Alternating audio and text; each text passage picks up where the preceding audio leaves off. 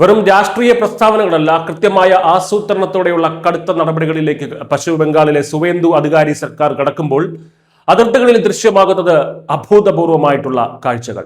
രാജ്യസുരക്ഷ മുൻനിർത്തി സർക്കാർ പ്രഖ്യാപിച്ച 3D നയം തറയ്ക്കേണ്ടിടത്ത് തന്നെ തറച്ചതോടെ പിടിയിലാകുമെന്ന ഭയത്താൽ അനധികൃത നുഴഞ്ഞുകയറ്റക്കാർ ബംഗ്ലാദേശ് അതിർത്തി വഴി സ്വമേധാ രാജ്യം വിടാൻ ഒരുങ്ങിയിരിക്കുന്നു.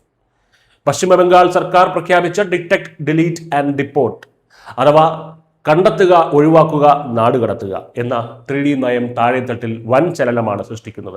കഴിഞ്ഞ ചൊവ്വാഴ്ച രാവിലെ നോർത്ത് 24 പർഗനാസിലെ ബസിർഹട്ട് ഏരിയയിലുള്ള ഹക്കിംപൂർ ചെക്ക് പോസ്റ്റിൽ 100-ലധികം ബംഗ്ലാദേശി പുരുഷന്മാരും സ്ത്രീകളുമാണ് തടിച്ചുകൂടിയത്. പോലീസിന്റെ പിടിയിൽ അകപ്പെടുന്നതിനും സംസ്ഥാനത്തുടനീളം ആരംഭിക്കുന്ന ഹോൾഡിംഗ് സെന്ററുകളിൽ അടയ്ക്കപ്പെടുന്നതിനും മുൻപ് അതിർത്തി കടന്ന് സ്വന്തം നാട്ടിലേക്ക് മടങ്ങാൻ ഇവർ സ്വയം തയ്യാറാകുകയായിരുന്നു എന്നാണ് ഗ്രൗണ്ട് റിപ്പോർട്ടുകൾ വ്യക്തമാക്കുന്നത്. മുഖ്യമന്ത്രി സുവേന്ദു അധികാരി BSF ഉന്നത ഉദ്യോഗസ്ഥരുമായി നടത്തിയ നിർണായക കൂടിക്കാഴ്ചയ്ക്ക് പിന്നാലെയാണ് അതിർത്തികളിൽ ഈ കർശന പരിശോധനകളും കൂട്ടപ്പലായനവും ആരംഭിച്ചത്. ഈ കടുത്ത നടപടികൾക്ക് നിയമപരമായിട്ടുള്ള കരുത്ത് പകരുന്നത് രാജ്യത്ത് നിലവിൽ വന്ന പുതിയ ഇമിഗ്രേഷൻ ആൻഡ് ഫോറിനേഴ്സ് ആക്ട് 2026 ആണ്. പഴയ നിയമങ്ങൾക്ക് പകരമായി കൊണ്ടുവന്ന ഈ പുതിയ സംവിധാനം പൂർണ്ണമായും ആധുനിക സാങ്കേതിക വിദ്യയിൽ അധിഷ്ഠിതമാണ്.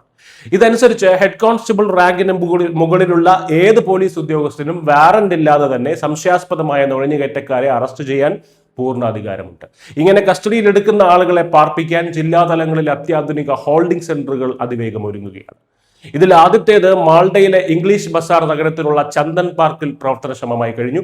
24 മണിക്കൂറും CCTV നിരീക്ഷണവും കനത്ത പോലീസ് സുരക്ഷയുമുള്ള ഈ കേന്ദ്രത്തിൽ നിലവിൽ 3 സ്ത്രീകളും 6 പ്രായപൂർത്തിയാകാത്തവരുമടക്കം 9 പേരെ പാർപ്പിച്ചിട്ടുണ്ട്. ഇവരുടെ ബയോമെട്രിക് വിവരങ്ങൾ ശേഖരിച്ച് കേന്ദ്ര ഡാറ്റാബേസിലേക്ക് അപ്ലോഡ് ചെയ്യുകയും പൗരത്വം ഉറപ്പാക്കാനുള്ള പരിശോധനകൾ നടത്തുകയും ചെയ്യും. പരമാവധി 30 ദിവസം വരെ ഇവരെ ഈ രീതിയിൽ കസ്റ്റഡിയിൽ സൂക്ഷിക്കാൻ നിയമം അനുവദിക്കുന്നുണ്ട്.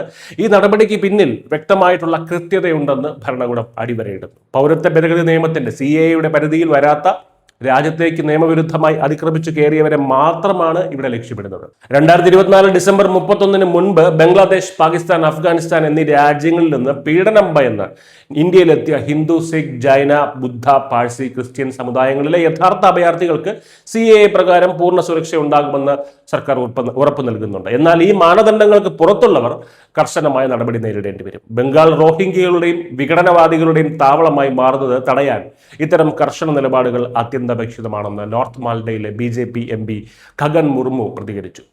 വോട്ട് ബാങ്ക് രാഷ്ട്രീയത്തിന് വേണ്ടി മുൻകാലങ്ങളിൽ രാജ്യാന്തര അതിർത്തികൾ തുറന്നിട്ടവർക്കുള്ള ശക്തമായിട്ടുള്ള മറുപടിയാണ് ബംഗാളിൽ ഇപ്പോൾ നടപ്പിലാകുന്ന 3D പോളിസി.